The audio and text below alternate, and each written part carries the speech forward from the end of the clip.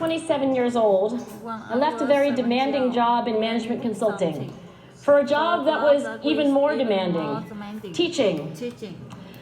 I went to teach 7th graders math in the New York City public schools. And like any teacher, I made quizzes and tests, I gave out homework assignments.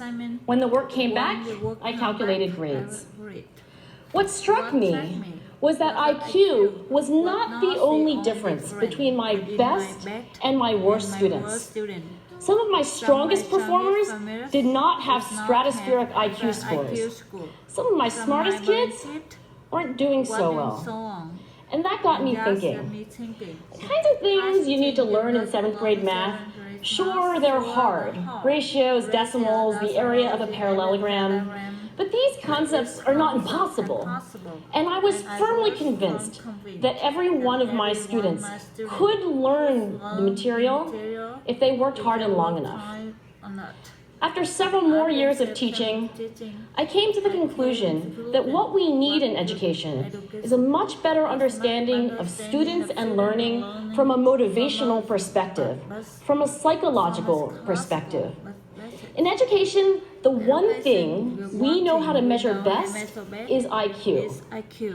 But what if doing well in school and in life depends on much more than your ability to learn quickly and easily? So I left the classroom and I went to graduate school to become a psychologist.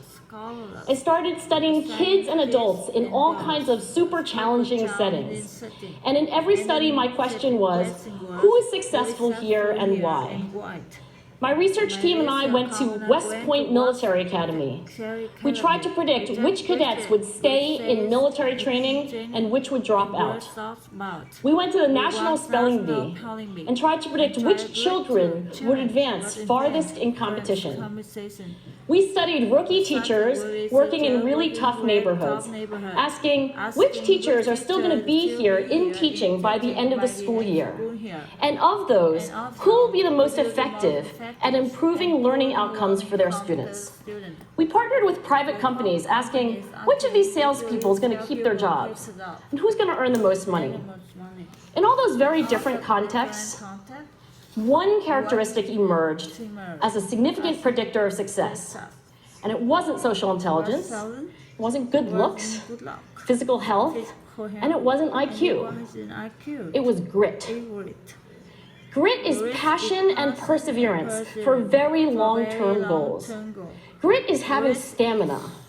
Grit is sticking with your future, day in, day out, not just for the week, not just for the month, but for years, and working really hard to make that future a reality. Grit is living life like it's a marathon, not a sprint. A few years ago, I started studying grit in the Chicago public schools.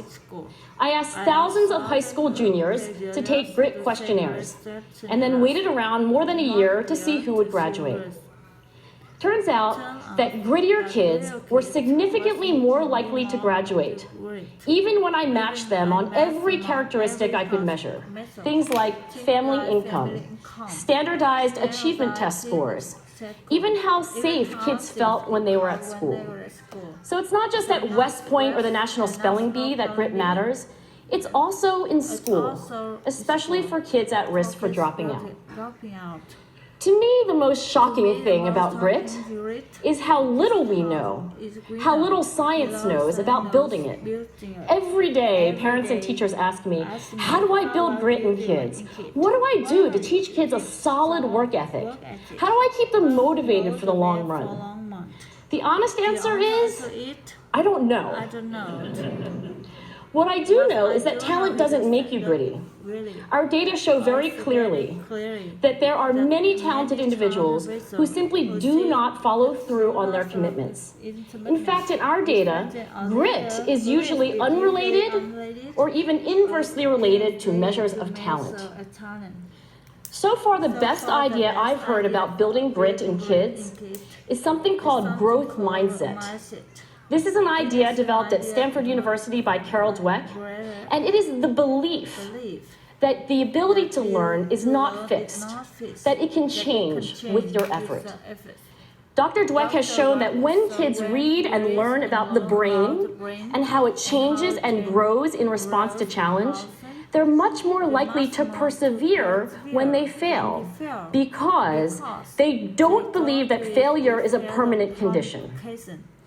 So growth mindset is a great idea for building grit, but we need more. And that's where I'm going to end my remarks, because that's where we are. That's the work that stands before us. We need to take our best ideas, our strongest intuitions, and we need to test them. We need to measure whether we've been successful, and we have to be willing to fail, to be wrong, to start over again with lessons learned. In other words, we need to be gritty about getting our kids grittier. Thank you.